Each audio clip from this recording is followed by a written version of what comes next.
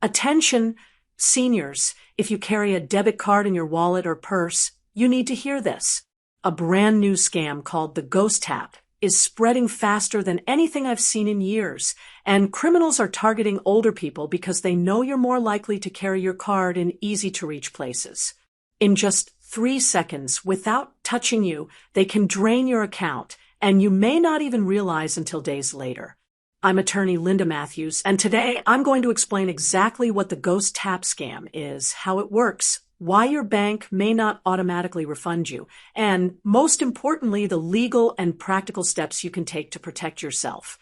So stay with me until the end, because I'll also share the one free item that can make you practically immune to this trick, and it costs less than a cup of coffee. And if you're watching right now, please hit like, so YouTube shows this to other seniors who need the warning, and comment below. Have you ever had your debit card hacked before? I want to hear your stories. Part 1. What the ghost tap scam actually is. The ghost tap scam is one of the most unsettling tricks I've seen in my years as a lawyer because it uses everyday payment technology that most of us have come to trust without question. You see, in the past, debit and credit card theft usually involved someone physically taking your card, skimming it in a dodgy ATM, or tricking you into typing your details into a fake website. But the ghost tap is different. It doesn't require your card to leave your wallet, purse, or even your pocket, and it can happen silently in under 3 seconds. Here's the technology behind it. Most modern debit cards are equipped with something called NFC, which stands for Near Field Communication.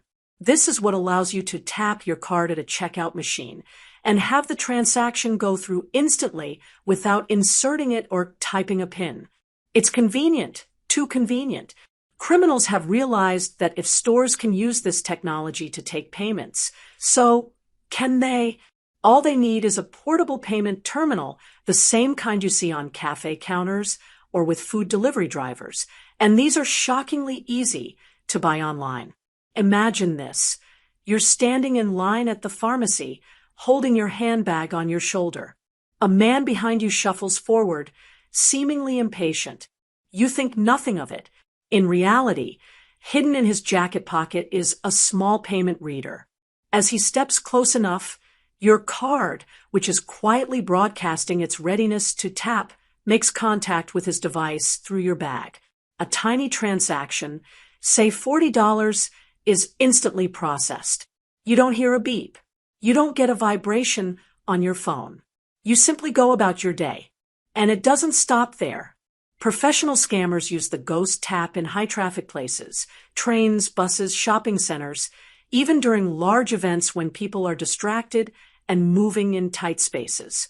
They might hit you for $30 in one place, then again for $60 later in the day.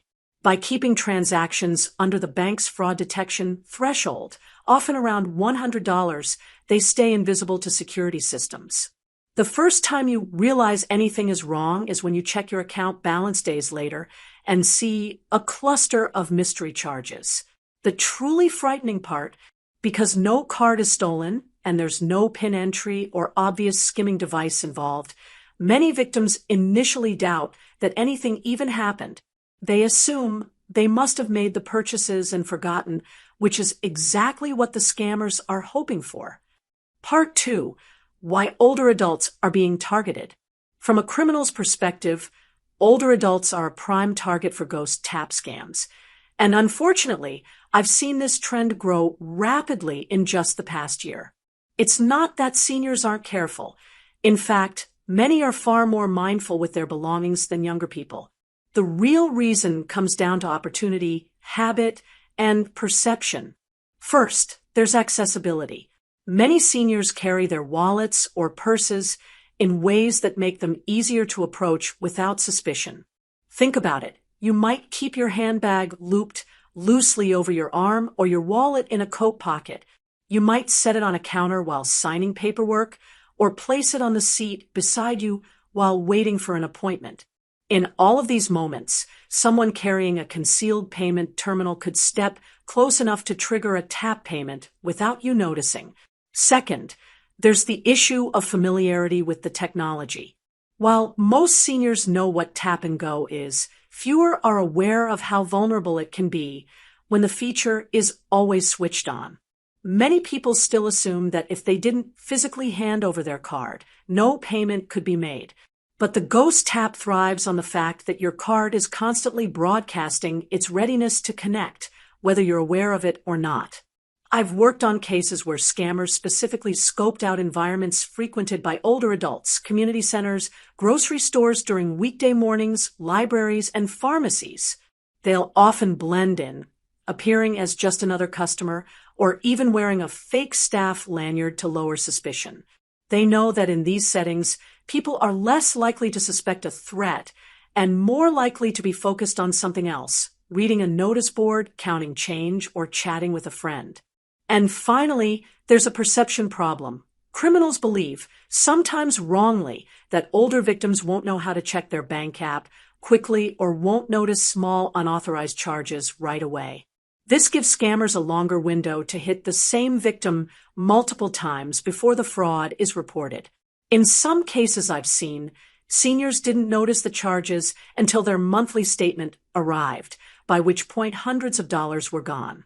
It's a cruel exploitation of both trust and routine. Part 3, the legal gray area, and why banks sometimes refuse refunds.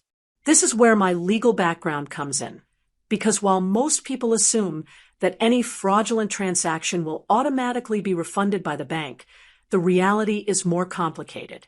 Banking laws in many countries, including the US, Australia, Canada, and the UK, are designed to protect consumers from unauthorized transactions.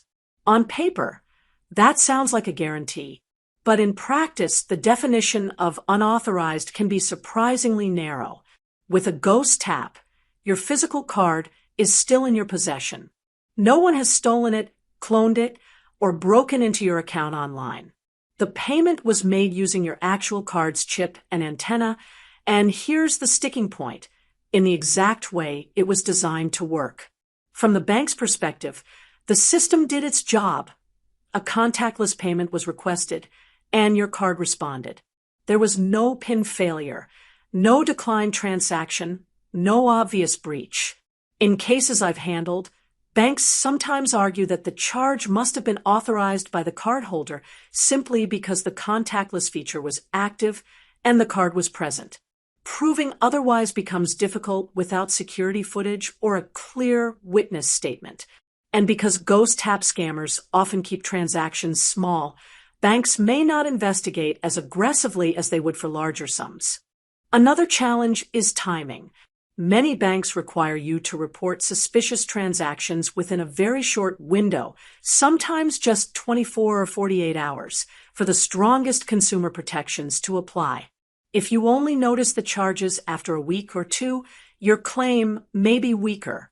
In some disputes, I've seen banks suggest that a family member or friend must have used the card with implied permission, an argument that shifts the burden of proof entirely onto the victim. The reality is that while you can often get your money back, it's not always quick or straightforward. It may involve filing multiple reports, providing written statements, and even escalating to a financial ombudsman or regulatory body if the bank resists.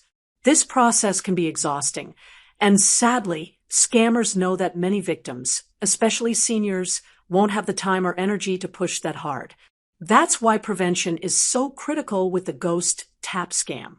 Once the money is gone, the fight to reclaim it can be far more stressful than most people expect. Part 4. How to protect yourself right now. The good news is that while the Ghost Tap scam is sneaky, it's also one of the easiest scams to block if you take action today.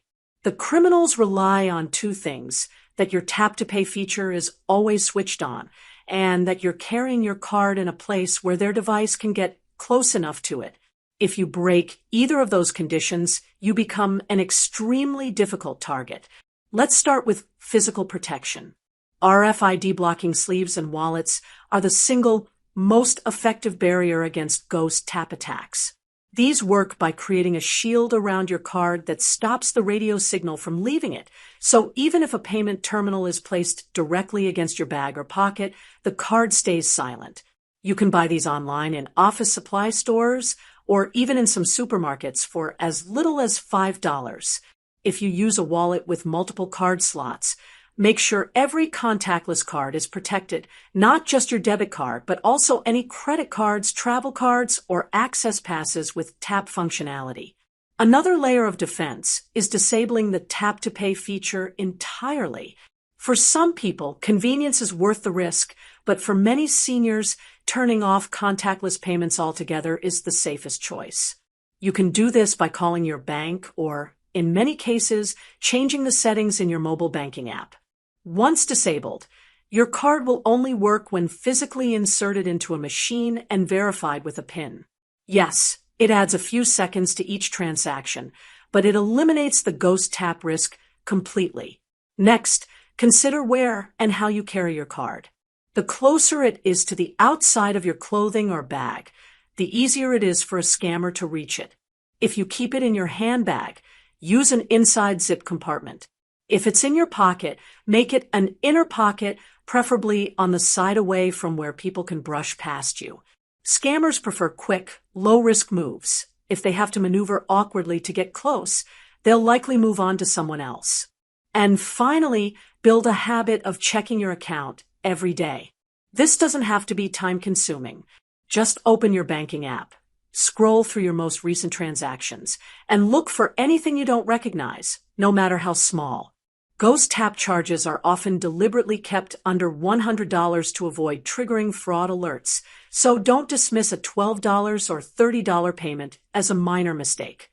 If you didn't make it, treat it seriously and take action right away. I've seen clients who, after following these steps, went from being hit multiple times in a month to not having a single suspicious charge in over a year. Prevention really does work here, but only if you put the measures in place before you become a target. Part 5. What to do if you're a victim. Even with all the precautions in the world, scams can still happen. And if you find yourself a victim of the ghost tap, speed is everything. The sooner you act, the better your chances of getting your money back and stopping the scammer from hitting other people. The first step is to contact your bank immediately. Use the fraud or lost card number printed on the back of your card. This will connect you directly to the department that can lock your card and begin an investigation. When you call, be clear and firm. Tell them you suspect a contactless payment fraud called ghost tap and that you need the transactions reversed. Ask for a dispute claim number right away. This will be your reference for all future conversations about the case. The second step is to request written confirmation that you've reported the fraud. This can be an email or a letter, but make sure it clearly lists the disputed transactions and the date you reported them. Having this paper trail can be crucial if the bank pushes back or tries to argue you reported too late. Next, file a police report. In some areas, the police may not be able to investigate every small transaction, but the report creates an official record of the crime. This record can strengthen your case with the bank and is often required by financial ombudsman services if you need to escalate the matter. When filing the report, give as much detail as possible, where you were that day, the times you noticed the charges, and any unusual encounters you had. Then, document everything. Take screenshots of your account showing the unauthorized charges. Write down the names of every bank representative you speak to, along with the date and time of the conversation. Keep copies of all emails and letters. This is not just busy work.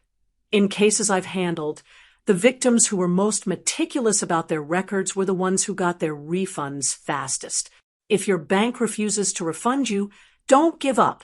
Ask them to put their decision in writing, then escalate it to your country's Financial Complaints Authority. For example, the Australian Financial Complaints Authority, EFCA, the UK Financial Ombudsman Service, or the Consumer Financial Protection Bureau, CFPB, in the US.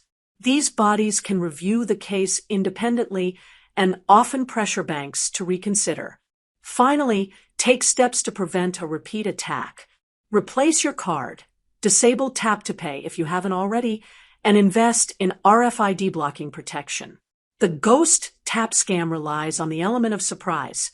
Once you've been through it and put the right measures in place, you become a far less appealing target for future attacks.